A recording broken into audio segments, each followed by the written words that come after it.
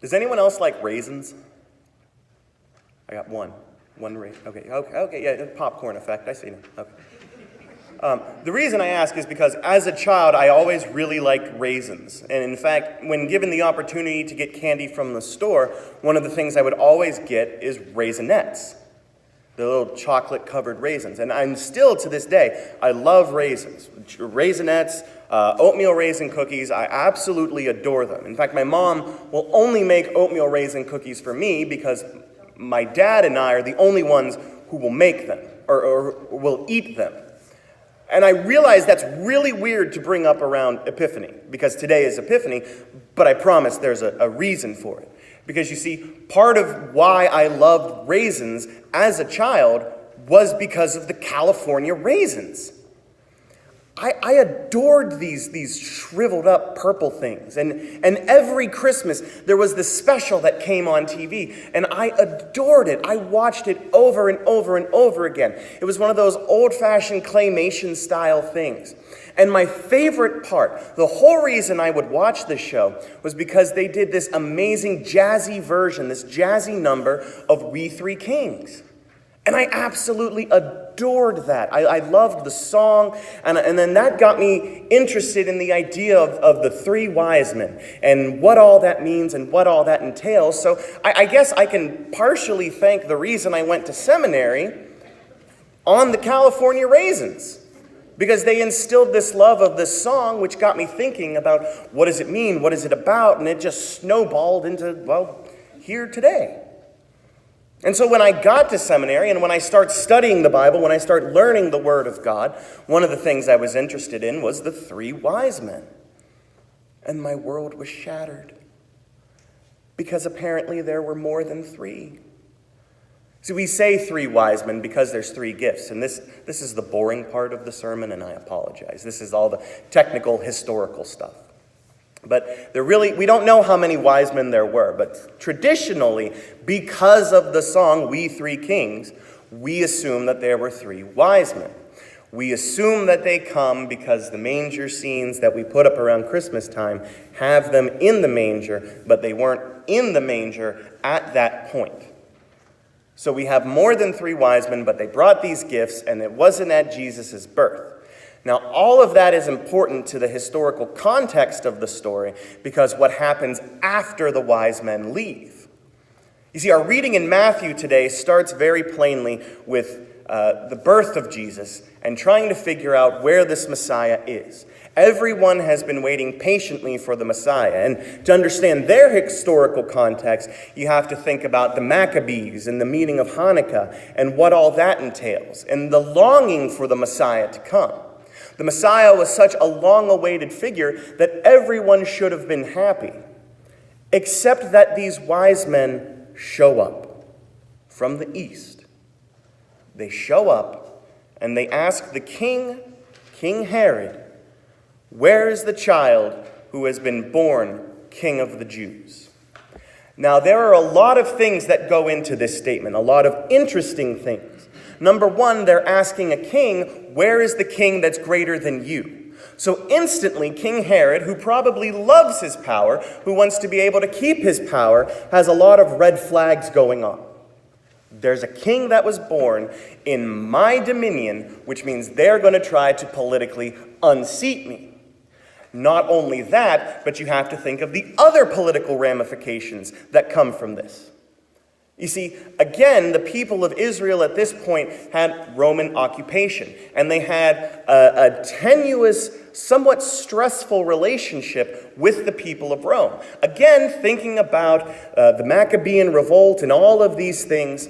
So a new king, to be born King of the Jews, would massively throw into a horrible, chaotic mess the idea of what they were trying to do.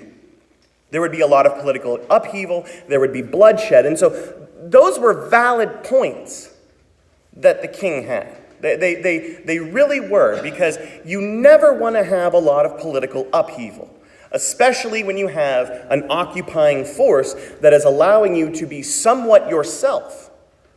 And so in the interest of peace, I'm sure that there were, again, lots of red flags raised. Now, do I think that King Herod had good motives for having these red flags raised? Absolutely not.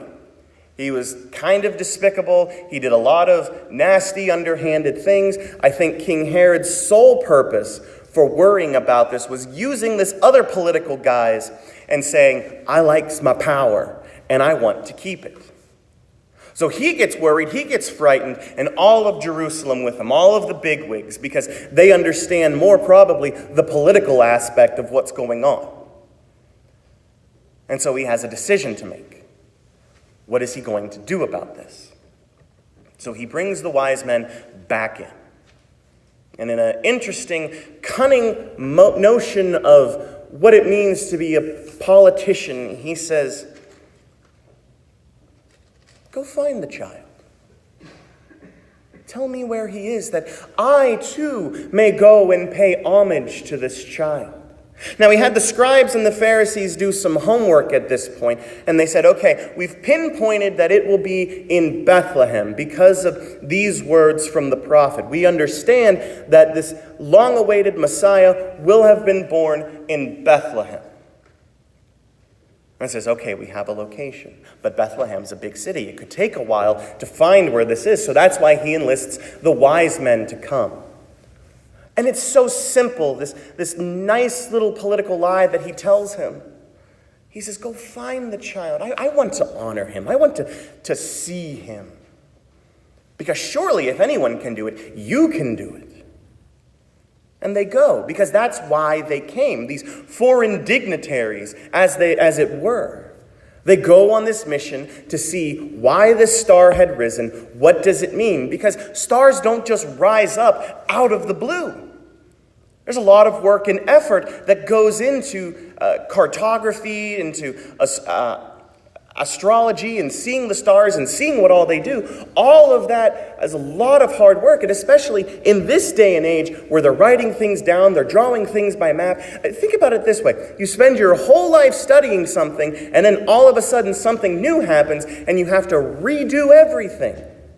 A huge astronomical event took place, and they need to figure out why. And so the wise men figure out, and they reason that this means Messiah has been born, that this King of the Jews is here.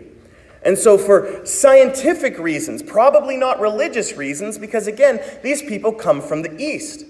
They weren't the Jewish people. They have no dog religiously in this fight. They're interested in the star and what that means. And so they say, okay, the star obviously means a king was born. As foreign dignitaries, as diplomats, as it were, we have to go there and show respect. Because again, politics is playing into this. It's fascinating how political this story can be when you start picking it apart and dissecting it. And so they go. They travel and they follow the star, and they're so excited probably. And you got the Raisinets singing, Star of Wonder, Star of Light. Again, I love that song. Can't get enough of it. So they're following the star, just like the song says, just like the scripture says. They find it, and it comes to the place where Jesus is. And they go in and they see this child. I'm not quite sure how old he is. Most scholars think probably around 2-ish. Because again, that's important to what happens next. But we're not there yet. So about 2 years old, running around, and we all know how toddlers are. They run around, yell, and play, and all this fun stuff. And Mary's there, and they knelt down to this 2-year-old. And they give him gifts. They open these treasure chests. Gifts fit for a king. Gold, frankincense, and myrrh. Important gifts with lots of symbolism. Gold obviously symbolizes riches and power, and that's something you would want to give a king is gold. You give people respect, and especially kings are due high respect, so why not give them a precious mineral? So they give the child gold. And then they have frankincense. An incense. Frankincense has a very interesting, strong smell, but why frankincense? Was Mary some kind of hippie mother involved in essential oils or something like that? No. You see, the frankincense was used as incense for prayers.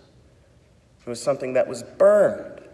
It smelled good. It wasn't something that you just light up around your house to make the house smell like frankincense. No, it was used specifically for religious purposes. And so giving this child king frankincense shows theologically how important he is, how spiritually important this child is and is going to be. And then we get to myrrh.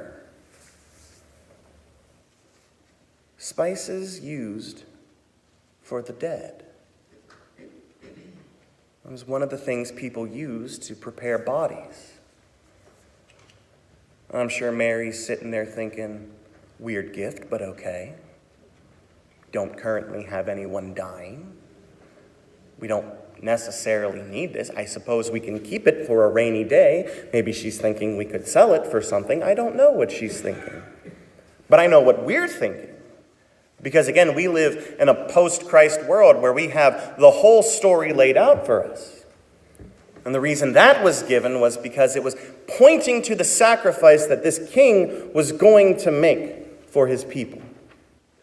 That this king would lay down his life for the people. See, the wise men, and we can call them wise men. You can call them magi, you can call them wise men, you can call them one of those two things. It works really well. Wise men works well, especially in this context, because they get it. Not only do we know that they were smart because they spent their lives studying stars and things like that, but they understand both the cultural and the theological importance of what this child means.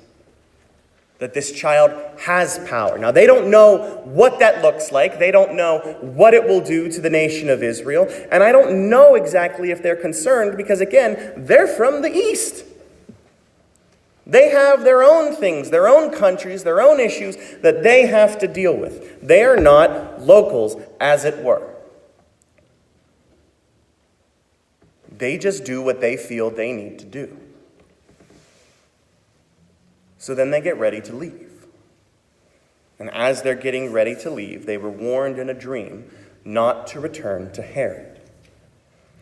They left for their own country by another road because obviously Herod would have set up points and said, if you see these guys hanging out, bring them to me so they can tell me where the child is. An angel tells them in a dream, yeah, don't do that. We don't get the contents of the dream. We just said they were warned not to do that. And so they don't. So what we have here, interestingly enough, in this situation, in this scenario, is we have political dignitaries defying the order of the country that they were in. Breaking rules, breaking social norms, and things like that. We don't read what happens next. Well, we've read it, or we should have read it, and we know what happens next. Because we know that Jesus and his family flee Bethlehem, and they spend time in Egypt. And the reason they do that is because Herod takes it upon himself to wipe out his political rival as soon as possible. And so the king makes a decree that any male child 2 years of old and younger is to be put to death.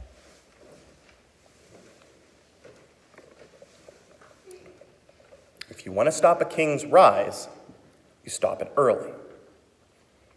And so what happens because of this story, because Herod doesn't know where this child is a mass execution of 2 and under-year-old boys. And that's why Jesus and his family leave, seeking refuge, seeking asylum in another country. Now we know that they return, and we know that everything works out for the best. But I want to pause here and think about the wise men. They have no dog in this fight. Again, I have to say that. They're simply interested in the intellectual pursuits of all of this. They're visiting another place.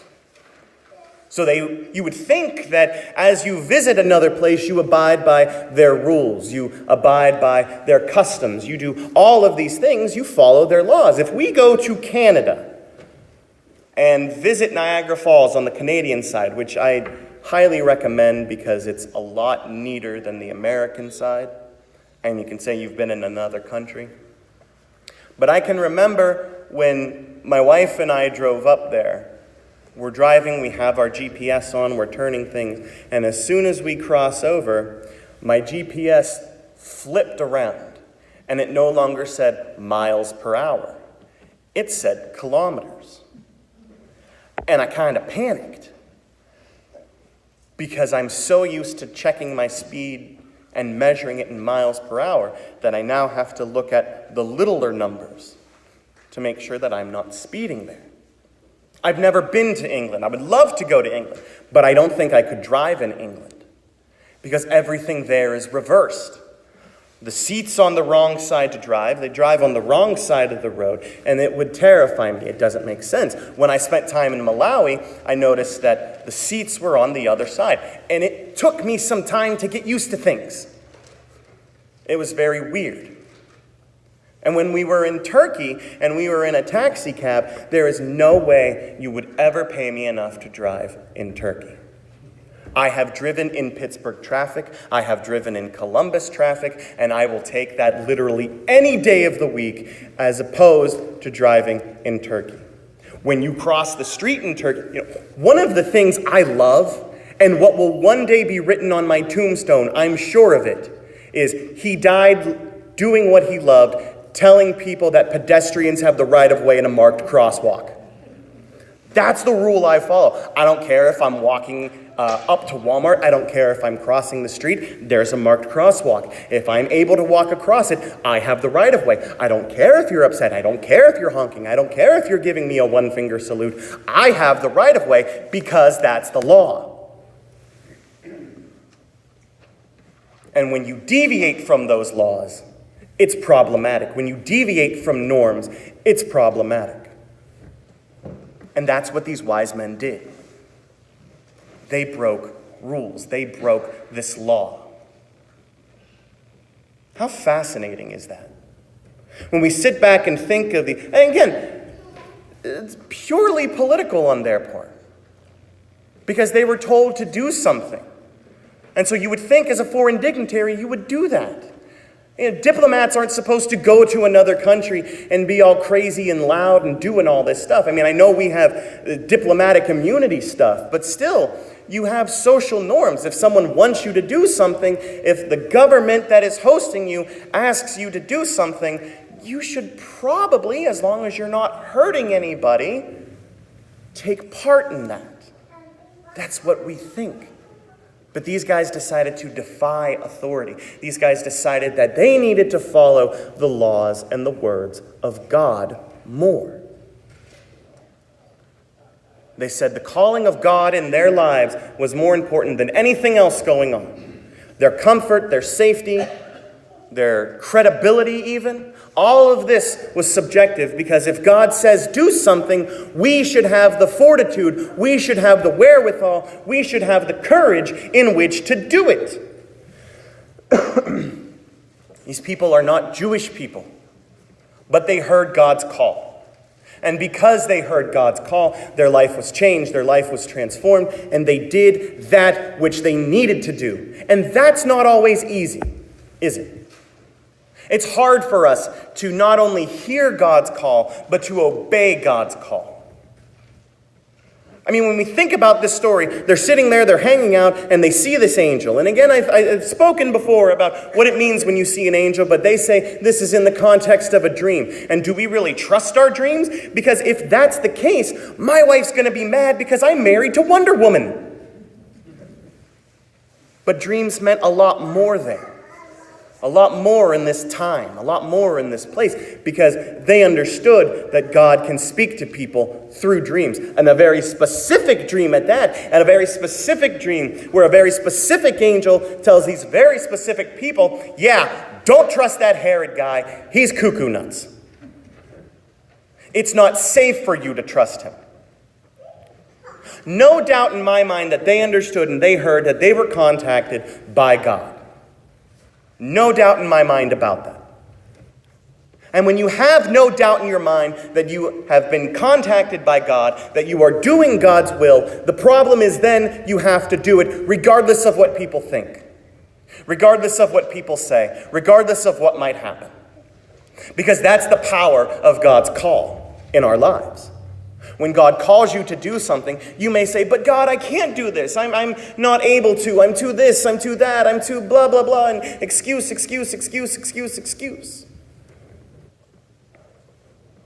And you know what God says? Tough. I know you can't do that, he says. I am fully aware that you're worried, that you're filled with fear, and you're worried with doubt, and you're plagued with insecurities and anxiety and depression about all of this. I totally understand that. But guess what, he says? God says, I am the creator of the universe. I am the ruler of the universe. I am the one who puts all things in order, and I want this to happen, so it's going to happen. You can't thwart God's will. You can't stop God's will. You can't slow down God's will. And even if you think you did, guess what? You played into God's hands. In some way, shape, or form, you will be doing God's will. The problem is we know this. And our choice then is to answer the call or not. So what do? Do we buck trends? Do we ruffle feathers? Do we upset people? Do we do these things? Or do we choose the easy life, the comfortable life, the life where we don't have to worry about so many unknowns and so many variables? What are we going to do? I like being comfortable. I really do. One of the first meals I had with my host family when I was in Malawi was a fish. I'm not talking about like a nice filleted fish. I mean a fish. On a bed of lettuce and cabbage. And guess what? It stared at me. And it was one of those fish that you have to eat slowly because of the little bones. I mean, it was good. But I'm sitting in the dark eating a fish and cabbage. And I don't like cabbage. And this little fish is staring at me. And it was then, at that moment, the only thing I wanted was a piece of pizza from Pizza Hut. Stuffed crust, garlic dipping sauce for the crust. But I knew God wanted me there for some reason, to learn something, to do something. That's why God called me there. He doesn't just say willy-nilly, let's see what happens if we put this big guy in Africa for a few weeks. No, you see, God has a specific plan, and he wants us to do that. Now, when I got home, I felt that God speak to me and say, well done, my good and faithful servant. Go have you some pizza. Who am I to question the will of the Lord at that point? But see, that's the thing. We have to be open and honest about what God is calling us to do, about what God wants us to do. And we have to be brave. It doesn't matter what people will say. It doesn't matter what people will do or what people will think. What matters is that you are doing the will of God in your life, what God has called you to do. That is the most important thing in the world. Absolutely, without question. God may ask you to do things that make you uncomfortable. He may take you to some uncomfortable places. He may put you in some uncomfortable situations. But has God ever let you down? Thousands of years later, what happens to the wise men? They get immortalized in a song sung by Claymation Raisins. They were fine. Now, we don't hear from them again, but we assume they went back to the east and did whatever it is these wise men did, and that they were safe. They were happy. We don't have historical documents in the Bible containing saying this is what happened to them. But they lived. Because I think that if they were hunted down and killed, we would have had a record of that. Because of how important they are to the story. Now, I'm sure they were terrified. I mean, how do we get out of a country? How do you do all of these things in a strange land? But they did. They absolutely did, because they were following God's will. When you follow God's will, when you follow God's call in your life, you're going to do crazy things. You might have to do things that, again, ruffle feathers and upset people. But guess what? The laws of God are higher than the laws of man. Follow God. Trust in God. Listen to God, regardless of what anyone else says. And I won't promise you it will be easy, but I promise you it will all work out. Thanks be to the God who loves us and guides us. Amen.